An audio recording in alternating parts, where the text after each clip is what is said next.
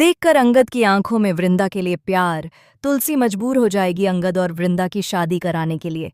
जी हाँ दोस्तों, क्योंकि सास भी कभी बहू थी का आने वाला ट्रैक अब तक का सबसे बड़ा और सबसे इमोशनल ट्विस्ट लेकर आ रहा है, जहां एक तरफ रिश्तों का इम्तिहान होगा, वहीं दूसरी तरफ प्यार, सम्मान और त्याग की कहानी देखने को मिलेगी। अब तक आपने देखा कि तुलसी अपने बेटे अंगद के लिए कितनी बड़ी उम्मीदें रखती थी।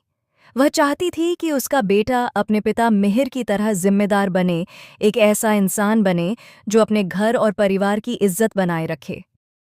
लेकिन अब जब तुलसी ने अंगद की आंखों में वो गहराई, वो सच्चा प्यार देखा है, जो किसी के लिए अपना सब कुछ कुर्बान करने को तैयार है, तब उसका दिल भी कांप उठा है। तुलसी जानती है कि जो कुछ अंगद महसूस कर रहा है, वो महज एक आकर्षण नहीं बल्कि एक सच्चा रिश्ता है, एक ऐसा बंधन जो शायद जन्मों जन्मों का हो। दूसरी तरफ वृंदा की जिंदगी में मचा है भूचाल। वह उस सुहास से शादी करने के लिए तैयार हो गई थी जिससे उसका दिल कभी नहीं जुड़ा, लेकिन मजबूरी के आगे प्यार की कोई जगह नहीं थी। वह सिर्फ अपने परिवार की इज्जत बचाने के लिए चुपचाप वो रिश्ता निभाने को तैयार थी। पर सुहास ने जो किया, उसने सब कुछ बदल कर रख दिया। उसकी बदतमीज हरकतों ने वृंदा की आत्मा तक को झकझोर दिया। वह हर दिन अपमान सह रही थी, चुपचाप, बिना किसी से कुछ कहे। लेकिन अब यह चुप्पी टूटने वाली है, क्योंकि अब उसके जीवन में आने वाला है उसका असली हमदर्द, उसका सच्चा साथी, अंगद।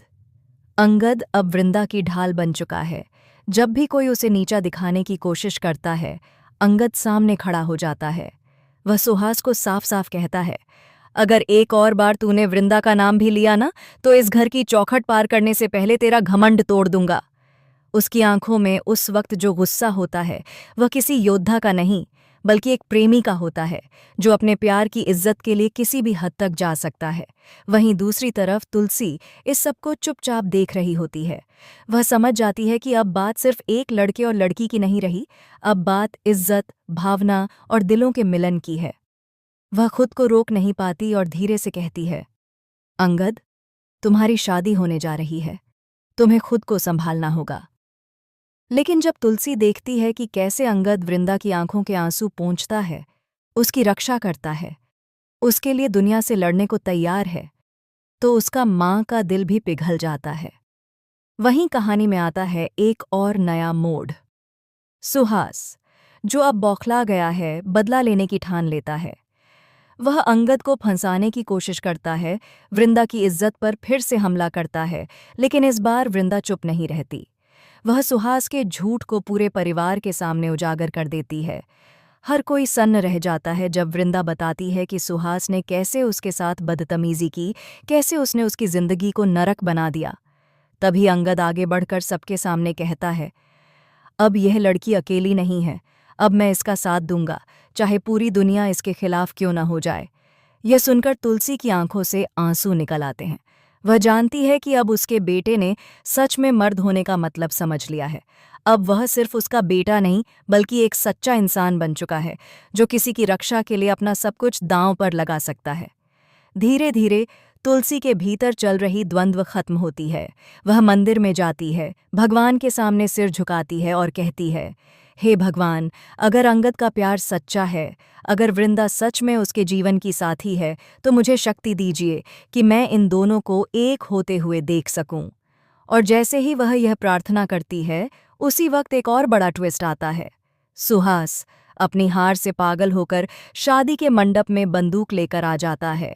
वह सबके सामने अंगद पर बंदूक तान देता है। मंडप में हड़कंप मच जाता है, हर कोई डर से कांप उठता है। लेकिन तभी वृंदा दौड़कर अंगद के सामने आ जाती है और कहती है, अगर गोली चली तो पहले मुझे लगेगी, क्योंकि अगर अंगद नहीं रहेगा तो मैं भी नहीं रहूंगी। यह दृश्य देखकर सबकी आंखें नम हो जाती हैं और उसी पल सुहास की सच्चाई का पर्दाफाश हो जाता है। पुलिस आती है, सुहास गिरफ्तार होता है और तुलसी समझ जाती है कि यह रिश्ता किसी मानवीय लालच का नहीं बल्कि भगवान की मर्जी का है। शादी के मंडप में जब तुलसी खुद आगे बढ़कर अंगद और वृंदा के सिर पर हाथ रखती है, तो माहौल भावुक हो जाता है। वह कहती है, अब से तुम दोनों सिर्फ पति पत्नी नहीं बल्कि एक दूसरे की ताकत हो। याद रखना, जब प्यार सच्चा हो तो पूरी दुनिया भी उसे मिटा नहीं सकती। लेकिन कहानी यहीं खत्म नहीं होती। अब नोएना की एंट्री होने वाली है, जो इस शादी को किसी भी कीमत पर रोकना चाहती है। वह तुलसी को भड़काने की कोशिश करती है, पुराने राज खोलने की धमकी देती है और कहती है कि अगर अंगद और वृंदा की शादी हुई तो वो तुलसी का राज सबके सामने उजागर कर देगी। अब सवाल यह है, क्या तुलसी अपने बेटे के प्यार के लिए सब कुछ दांव पर लगाएगी, या फिर पुराने डर उसे पीछे खींच लेंगे? वहीं मालती भी पीछे नहीं हटती। वह इस रिश्ते को अपशकुन बताती है, कहती है कि यह शादी होने से पूरे परिवार पर संकट आएगा। घर में कलह बढ़ जाती है, रिश्ते दरकने लगते हैं।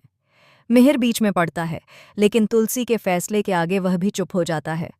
शादी के दिन जब तुलसी खुद अपने हाथों से अंगद और वृंदा की आरती करती है तो पूरा शांति निकेतन झूम उठता है।